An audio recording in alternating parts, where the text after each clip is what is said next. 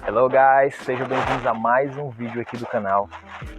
Olha só que interessante, algumas vezes a gente acha que a gente não consegue falar alguma coisa ou que nos falta skill, né? Isso pode ser muito verdade caso você não estude com frequência, caso você não tenha uma base no inglês ainda, ou não tenha se exposto muito à conversação, né? Eu sempre falo que o estudo de conversação é muito importante, inclusive vou deixar alguns vídeos aqui no card se você quiser ver alguns alunos meus que desenvolveram bastante com conversação. Mas outras vezes você tem sim essa base, você tem uma boa base gramatical, você entende da língua e até mesmo já conversou, mas você se prende muito na ideia de estar sempre nervoso ao falar inglês, né? Afinal, você não está tão acostumado a falar inglês como você está a falar português. Você fala português no seu dia a dia e você tem uma maior confiança daquilo que você diz em português, né? Ou pelo menos assim é para ser. Já no inglês, você às vezes se sente um pouco pressionado de ter que falar as palavras corretas e normalmente a gente quer falar do mesmo jeito que a gente fala o português, a gente quer falar o inglês, né? Então, nesse vídeo eu vou falar sobre a importância do relaxamento para você aprender inglês. Às vezes a gente acha que você precisa estar ultra focado, ultra concentrado para poder entender algo em inglês, para poder conversar em inglês, para poder falar em inglês. Mas, na verdade, a gente não precisa estar ultra concentrado, a gente precisa ter um skill set e estar relaxado e conseguir utilizar desse skill set na hora correta. Tem um uso funcional da gramática, não é aquela gramática chata de livro, mas já tem aquele uso funcional da gramática, e você consegue também entender algumas palavras, tem bastante vocabulário, você consegue conversar, falar, ouvir em inglês, só que você precisa relaxar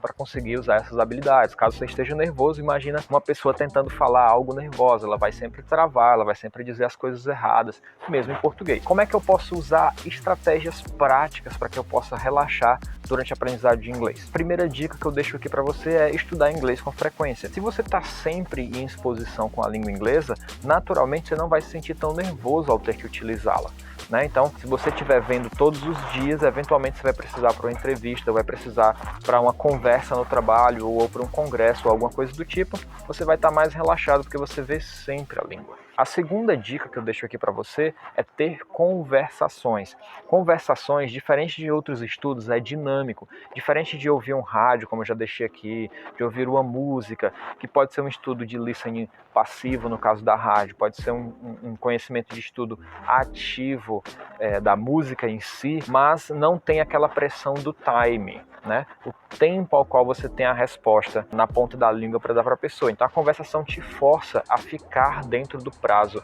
A conversação te foca a permanecer ali dentro da conversa sem se distrair, né? Nós estamos numa era de distração também, então é muito comum a gente se distrair com qualquer coisa. Eu começo a estudar inglês, mas 10 minutos depois eu estou olhando o Instagram, 10 minutos depois eu estou já vendo outra coisa, 5 minutos depois eu já estou conversando com outra pessoa no WhatsApp em português, e aí eu me distraio, perco o meu foco do estudo, né? E na conversação não, ali é um bate-volta e você tem que estar falando, a pessoa tem que estar te entendendo, né? E aí você pode buscar conversação tandem, já deixei algumas ferramentas aqui também, posso falar disso um pouco mais para frente também. Omegle é uma ferramenta onde você pode entrar para buscar pessoas para conversar, normalmente pessoas que falam inglês, nativos de inglês, usam essa plataforma também, para você poder estar praticando conversação aos poucos. E quando você for entrar nessas plataformas, fica de boa, porque se você não entende o idioma, já vai falando que você não é muito bom, que você está ali para treinar e tal, que eventualmente vai aparecer uma pessoa ou outra que vai ser paciente, vai te dar um apoio, um help, tá? Mas é um apoio, não quer dizer que essa pessoa vai te ensinar, né? Para isso você precisaria de um tutor, alguém que vai te guiar durante esse processo. Mas você vai sim encontrar pessoas que vão ter paciência e vão querer conversar com você, às vezes até com inglês básico, ou chegando no intermediário você já consegue ter conversação com pessoas de fora, tá? E a terceira dica que eu tenho para te dar é, fica de boa.